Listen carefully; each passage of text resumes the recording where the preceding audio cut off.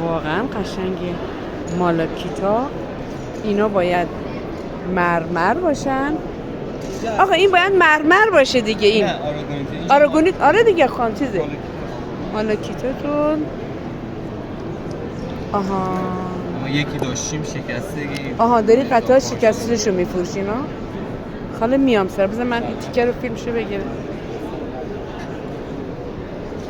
این آبی رنگا رو میشه بگین اسمشون چی بود؟ کالکانتیت. چی؟ کالکانتیت. کالکانتیت. زردایم لوپزیت. لوپوزیت. باید مصنوعی باشه آقا. این دوتا که مصنوعی. این دوتا مصنوعی هن ها. ولی همه طبیعی. آره اینا که طبیعی هن. اینا طبیعی هن. اینای هم که آراگونیت هن. سنگ مرمر هن. اینا هم که هستن پیریت.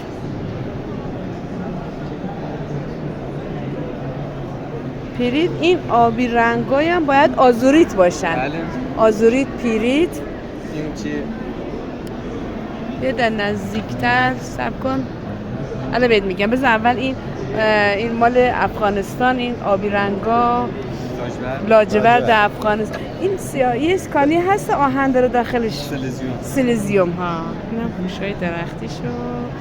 و اینم این فروشنده خوب. عکس ما رو انداختم. و بقیه نمایش